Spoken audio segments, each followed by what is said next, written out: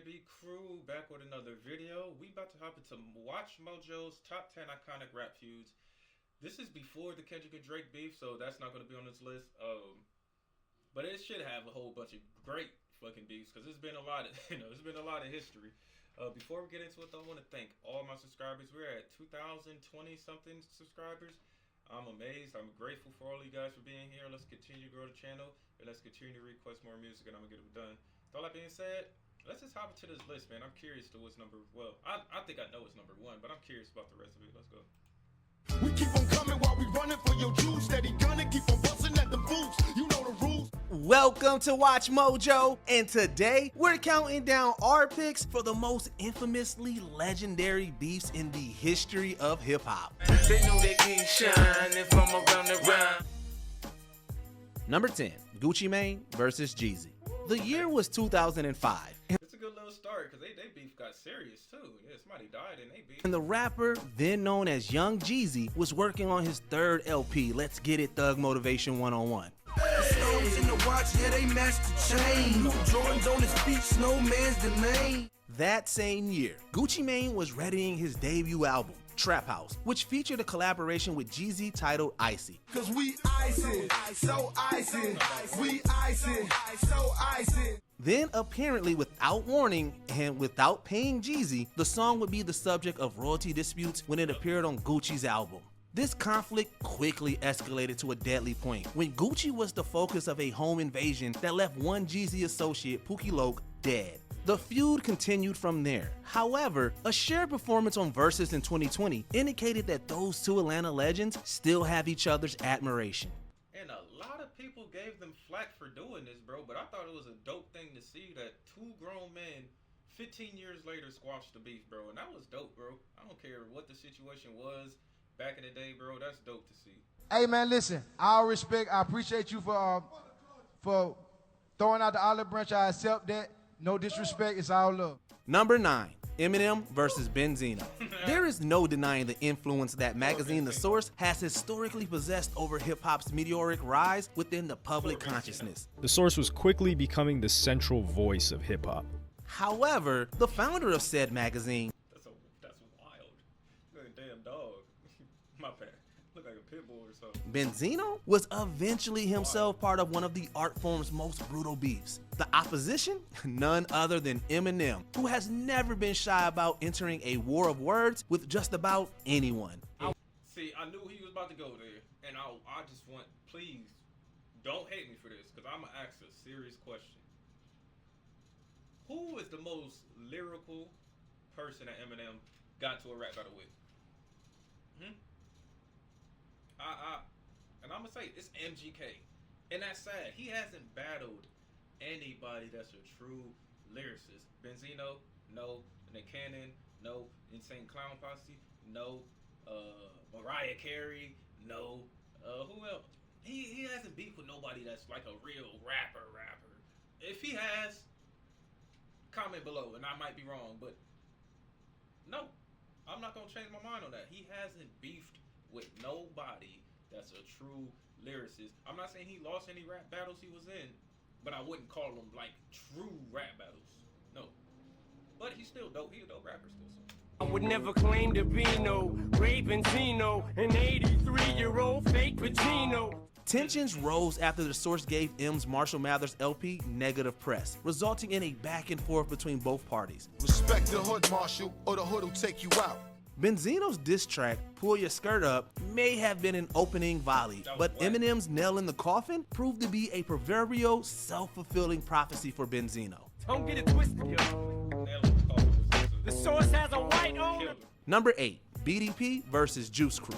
The acronym for BDP stands for Boogie Down Productions, an early force for hip-hop greatness back in the 1980s. Rappers like a setup, a lot of games, a lot of suckers. I think this the beef he had with Molly Mall in the crew. I think. With colorful names. This group from the South Bronx beefed with the Queensbridge Juice Crew, headed by DJ Marley Marl. Yep. Marl and MC Shan's The Bridge helped give this feud its eventual name, the Bridge Wars, evolving over a dispute that attempted to firmly nail down the birthplace of hip-hop. The monument is right in your face. Sit and listen for a while to the name of the place. The Bridge.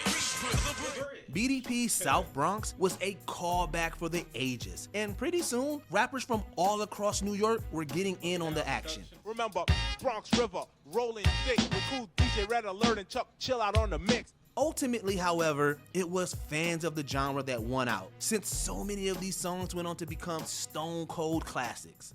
And he's from South Bronx, the South Bronx. Number 7, Lil' Kim versus Foxy Brown. I remember listening to they rap beat, or this is when I got a little older, when I was like back in like 2002. This was like in 96. I was like, what, 4? When they started beefing? But yeah, There were a lot of questions on the minds of hip-hop fans back in the late 90s, but one of them almost certainly had to be who would come out on top in 1996, Lil' Kim or Foxy Brown. Nasty girl, won't pass me the world. I push the beat, not the backseat girl. Both were fast rising female stars within a world that was... Man, Lil' Kim was fire back. I don't know why she changed so much. I'm not bashing her, not judging her, but yeah, she was... Who was touching Lil' Kim back historically speaking, not the best in his treatment of women. Little Kim the queen bee, so you best take heed. Shall I proceed? Yes, indeed. Yet, here were two lady MCs following in the footsteps of giants like Roxanne Shante and MC Lyte. Would they beef? The short answer would be yes, and quite viciously at that. The situation is, y'all chick keep with that mistress. These former schoolyard friends traded insults in song, while real-world bullets rang outside of the doors of New York's Hot 97, allegedly in response to a Brown diss track. Decoy like the feds lying. You supposed to have a little bit of Bed-Stuy. To this day, the pair still have yet to formally reconcile. Man, I fought tooth and nail to keep the punks out of jail, but hoes wanna go to court for not paying for their nails. Number 6, LL Cool J versus Kool Moe Dee. LL Cool J, one of my favorite East Coast rappers of all time. Used to body niggas, man. That's what he used to do. Who else he got to beef? I forgot. The entertainment world can often be like a competitive sport, in that the new blood will always rise to take place of an older guard. Here's what my game is, kill is what my aim is. A washed up rapper needs a wash up. Kool Moe Dee is certainly a legend within the medium, and perceived the rise of LL Cool J back in the 80s with an aura of disrespect. Cut you like a knife, cause you're nothing but hype. You slice and dice and ice twice for life. LL, in response, did Oh, mother goose ass flow. Hold on. perceived the rise of LL Cool J back in the 80s with an aura of disrespect. Cut you like a knife, cause you're nothing but hype.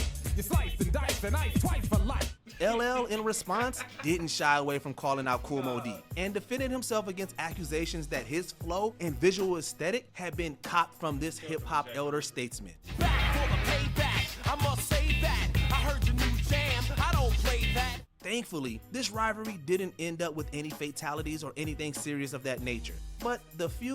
And that's how it's supposed to be. Keep rap beefs to music. That's it. That's all it's got to be. That's all it's ever got to be, is just music. Come on, man. You're going to take some L's, you're going to get some dubs. Don't take it no further than that. who did provide LL Cool J with one of his best known hits. Mama Said, No lawsuits. Knock You Out.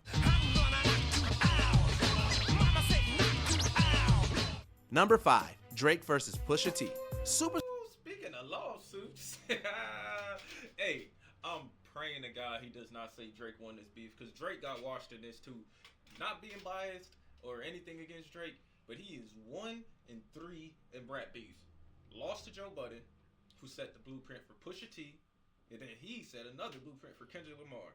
He did wash Meek Mill though. He washed Meek, but them three, no. He did not win them battles. Superstar rapper and one-time Degrassi actor Drake has been the subject of multiple feuds over the course of his career. Don't push me when I'm in album mode. You're not even top 5 as far as your label talent goes. His beef with Meek...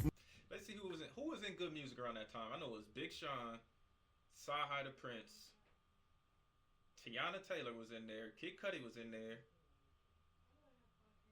Big Sean? I said Big Sean. I can't name nobody else. Big Sean, Sci-Hi, Tiana Taylor, Kid Cudi. I feel like I'm missing something. 2 Chainz used to rap with them, but he wasn't in good music. And Kanye. Damn, that's fucked up. He said he's not in the top 5 of his own label. Mill was certainly notable, but it's perhaps this conflict with Pusha T that proved to be the most explosive. This was thanks primarily to Pusha T's Scorched Earth comeback track. Drug dealing aside, ghost writing aside, let's have a heart-to-heart about your pride. Not so much a song as it's a verbal conflagration. The story of Adidon skewered Drake with such viciousness and skill, there wasn't much else he could say in response. You mention wedding ring like it's a bad thing. Your father walked away at 5, hell of a dad thing. Everything from cover photos of Drake in blackface to the revelation that the Canadian actually had. Yeah, the thumbnail to that was just as nasty as the song. Drake with the blackface. Oh my God. Father to child in secret have become the stuff of hip-hop legend. Talk about a mic drop. We talking character, let me keep with the facts. You are hiding a child, let that boy come home. Number 4. Pussy ass nigga play a border patrol. What'd he say? Oh no, he did him dirty. Oh, Eazy-E versus Dr. Dre. The hip-hop megaforce known as NWA burned too brightly to last, resulting in an explosive breakup that served as the smoldering embers to new feuds and rivalries. Looking like straight Mojo. I saw it coming, that's why I went solo. One of them was a public war of words with Ice Cube, but it's perhaps the spat between Eazy-E and Dr. Dre that stoked those fires even higher. So now it's time for the doctor to check your ass, fool. There are allusions to Cube within the This music video was so disrespectful. Of course, I wasn't around during this time. I probably was. I don't know. I don't know if I was born or not. What year was this? I don't know. But I did watch the music videos as I grew up, and they was disrespected Easy. Had that man running, then he came out the building, did a little cartoon turn. I hope they lyrics to the hit Dre Day, but the song primarily targets Easy, while the accompanying video depicts him as a useless has-been. So strap on your Compton hat, your lopes, and watch your back. That shit disrespectful, bro. That's disrespectful. He did the little 1-foot hop turn. Come on. Cause you might get smoked, blow.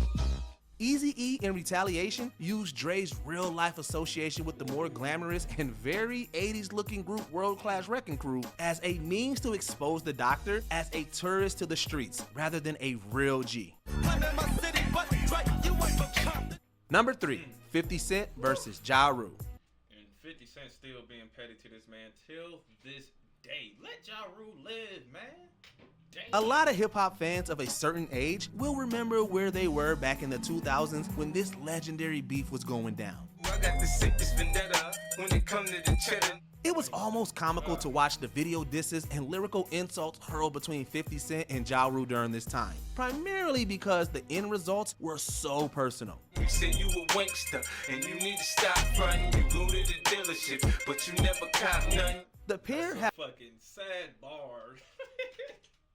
You go to the dealership, but you ain't never cop none. Oh my God, dude, that's I've never really given up the ghost either, with memories of songs like Wanksta and Loose Change still reverberating within hip-hop's cultural zeitgeist. It's gonna read here live 50 who snitched on minutes. The $50 that nickeled and dimed and died like penny. Does anyone, Ja Rule or 50 Cent included, even remember what they were beefing about in the first place? You've been hustling a long time. What were they beefing over? Damn. I don't even know, honestly. And they still beefing. What was that bad? Man, you ain't got nothing. Damn, homie. Number 2, Jay-Z versus Nas. There might never be another hip-hop feud in history that's given the genre's fans such a varied embarrassment of musical riches. Went from nasty Nas to Esco's trash. Had a spark when you started, but now you're just garbage. That's because this beef between two industry icons, Nas and Jay-Z, was both powerful and creative, perhaps underlying how this rivalry potentially fueled both men's creativity. I am the truest. Name a rapper that I ain't influenced. Gave y'all chapters, but now I keep my eyes on the Judas. Nas, for his part, will always be celebrated for his landmark Illmatic LP, while Jay-Z continues his reign as one of the genre's most successful entrepreneurs. I don't know what you take me as or understand the intelligence that Jay-Z has. This is another beef with nebulous historical evidence as to its true origins, with its legacy ultimately tying more into the music that was created during this time. Want proof? Just check out the Nas track Ether as an example of the diss track taken to a level of high art. Nah, I'm trying to kick this you need to learn though. That ether, that make your soul burn. Either Ether, No Vaseline, or Not Like Us. Top diss track all time. I might have to say Not Like Us because of what it did in the aftermath. Like if Drake would have just not like us ride out, if he would have just let it ride out, bro, let it. Then yeah, it'll be a dope diss track still, but it wouldn't be the best ever. This nigga filed lawsuits. This nigga going on tour ranting. This going on. What's the white dude name? Fuck, Aiden Ross and Kendrick just ruined him. Slow. Before we unveil our top pick, here are a few honorable mentions. Cardi B versus Nicki Minaj. A war of words. This was more than words. Didn't they get into something physical? Like Cardi B or Nicki Minaj threw a shoe at the other one? Yeah, they was about to scrap. Unlike a lot of these hoes, whether whack or lick, at least I can say I wrote every rap I spit. 50 Cent versus The Game. Nobody's playing nice. You trying to be funny, D-Mac cut all my money, and Jimmy robbing me, they listening probably. Cannabis versus LL Cool J. New school meets old school. Redux. The symbol on my arm is off limits to challenges. You holding rusty swords, I swing the Excalibur. Ice Cube versus Common. A coastal disagreement. Hypocrite. They beefed? I gotta listen to that. That probably was a good ass beef. I'm filling out your death certificate, slinging bean pods and say nines in the same sentence. Roxanne Shante versus the real Roxanne, aka the Roxanne Wars. Why'd you have to make a record about me? The ROXANNE. Before we continue, be sure to subscribe to our channel and ring the bell to get notified about our... Shout out to Watchmojo, man. Like I said in the last video, they got a list for anything. Anything and everything you could think of, Watchmojo has a list. Make sure you go over to their channel, subscribe, and just enjoy their content, man. They got everything over there, bro. I'm telling you. Our latest videos. You have the option to be notified for occasional videos or all of them. If you're on your phone, make sure you go into your settings and switch on notifications. This gotta be Poppy Days. Number 1, Tupac versus Biggie. There was a laser focus brought down upon this feud between one-time friends turned into bitter rivals, Tupac Shakur and the Notorious B.I.G. Who shot ya? Separate the weak from the oxa. Leap hard to creep them Brooklyn streets. This feud was a wake-up call to how the fantasy of music industry artifice can sometimes possess real-world consequences. It was a... Man, I wish they was still here, bro. It's fucking evil-ass world, bro. But damn, I wish they was here still enjoying their lives, man. Things would have been way different. I wish things was way different. This shit's sad still. Beef that was more than just about Tupac versus Biggie, East versus West, or even Shakur's clash with the East Queens duo Mobb Deep. Instead, it signified hip-hop as an art form in flux, with a lot of moving parts, a lot to gain, and a lot of attention paid to all of its chess pieces. Biggie, remember when I used to let you sleep on the couch and beg a to let you sleep in the house? It's so tragic that the end results were two of hip-hop's leading voices silenced in their prime.